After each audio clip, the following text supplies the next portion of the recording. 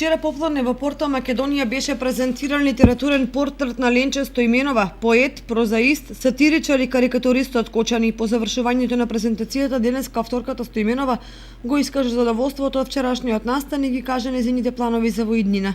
После секоја моја промоција, секогаш велам ова беше најдоброто нешто. Се додека не се случи некоја наредна. За сега ова е нешто посебно и недоживеано до сега. Мислев дека е Скопје, па ќе има малку помалку посетители.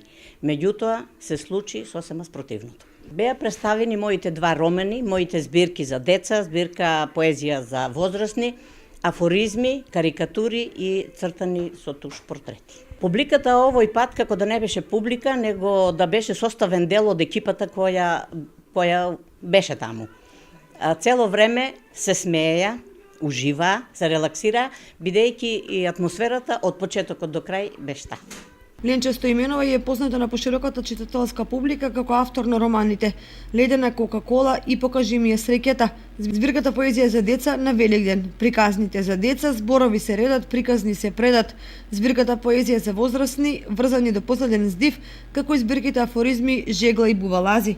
Стоименова исто така позната и како карикатурист и илустратор на книги.